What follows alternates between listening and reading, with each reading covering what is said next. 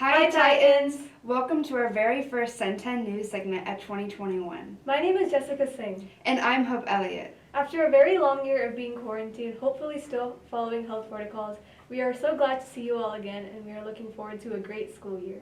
A lot of things have changed, and we are excited to inform you of all the upcoming and ongoing events here at Centennial High School. Speaking of changes, we would love to welcome our new principal, Dr. Zambezi and Mrs. Mystery. Our very own Owen got to sit down with him and gather his thoughts about his first year at Centennial. Here's what he had to say. This year, Centennial has a new principal, Dr. Zambezi, and a new assistant principal, Miss Mystery. Let's get to know these two new members of the Titan family. So before Centennial, I was in Allen High School. I was there for 7 years as a physics teacher, as well as the department chair for Allen, and then I moved over to Frisco. I was a pretty quiet person when I was in high school, kind of kept to myself, so didn't do a lot of things, but kind of stayed in what I liked to do. So science and pottery was my thing, so I kind of stuck with that. So I graduated from Austin College in Sherman, Texas. I was an English major in the education program and played quarterback for the football team there. Extracurricular activities in high school: football, baseball, basketball, track. And then at the end of my senior year, I went out for the tennis team and actually made regionals in tennis. We wanted to test how well you and Miss Mystery actually knew each other. So right here, I have 2 truths and a lie about Miss Mystery, and we're just gonna see if you get it right. So, number 1. She went jet skiing this past summer in the Atlantic Ocean and then fell off the jet ski going 70 miles per hour. Number 2, her hometown is San Diego. And number 3, she's a dog person and not really fond of cats.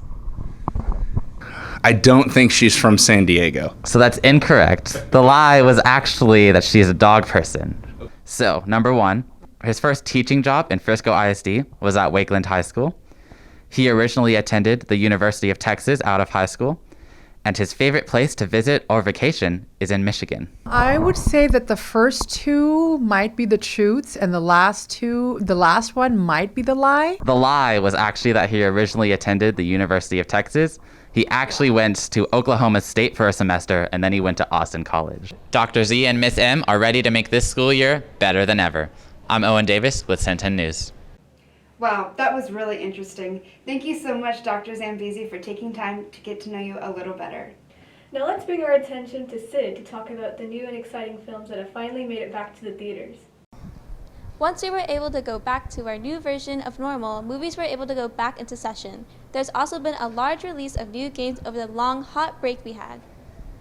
While asking around in a friendly way, we were able to gather around what movies people enjoy watching over the summer or which movies they are excited to see. Genshin Impact is a free adventure game that has been growing over the year of its release. Many people play with their friends in order to defeat different bosses and collect a variety of characters. Pico Park is a collaborative game for 2 to 8 players. You are solving puzzles, and it can even help you find out how smart your friends are with problem solving. There's a lot more to look forward to this year. This has been Jackie Lee for Cen10 News.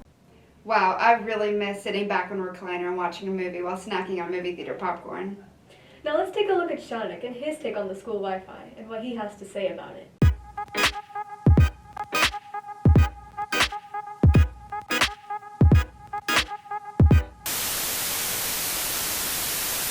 Hello, Cen10 Titans. This is Shaunik. And Vinian. And we realized a huge problem in the school that we see today. The school's Wi-Fi. You may have heard this from teachers, students, and even counselors, but there are many reasons why the Wi-Fi isn't as good as you'd expect. One reason could be the capacity of this Wi-Fi. Come to think of it, every student's phone, every teacher's computer, literally every single computer lab has a connection. This causes extreme lag and terrible network connection, even with things such as messages or Google, which is currently blocked. We understand that this is beneficial for the school, but when it's enforced too much, it causes problems. For example, Google went down for 5 minutes, which caused internet traffic to go down by 40%. This means 40% of the people in the world using the internet went from calm to crazy, back to calm in just 5 minutes. This is a problem because the world is becoming much more digitized, with everything being on the internet and our dependence on the internet becoming way more. And there's now phones that are smarter than our computers, and hover skateboards. I mean hover skateboards, like what? So we asked the tech team about this.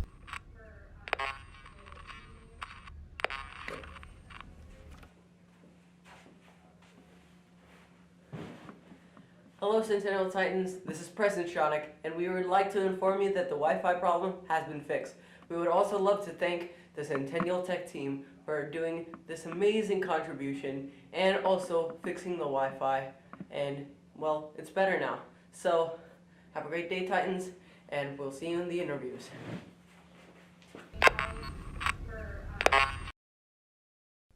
Hello, Titans. This is Shaunik. First of all, I would love to thank the CHS Tech team for being here with us in Cen10 News today. And first question, what were the steps and procedures used to take control or handle the Wi-Fi? Well, at the beginning of the year, everyone is well aware that we had some issues going on with our Wi-Fi network.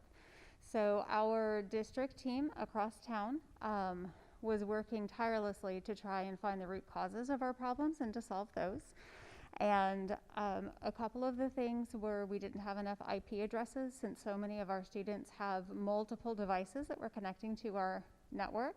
So they were able to get thousands of more IP addresses for us, so that helped. Also, all of our Chromebooks had been sitting idle most of the summer, and so they were all trying to update the Chrome software all at once. Those are pretty large packages, so that was also dragging down our network. And so now, since most people have done those updates at home, that is no longer an issue with our network. And I'm trying to remember what our last one was. Oh, also some of our students were starting to use hotspots because we were having trouble with our network.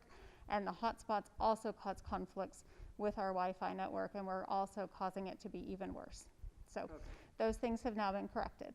If you continue having difficulty now with our Wi-Fi, your teacher should put in a help desk ticket, and Ms. Ostrom, who is our area tech, will come by. She has several troubleshooting things that she will do. She actually needs to get some detailed information about exactly what kinds of trouble is going on, how many people are affected, what types of devices are having issues, lots of other troubleshooting things that she'll go through.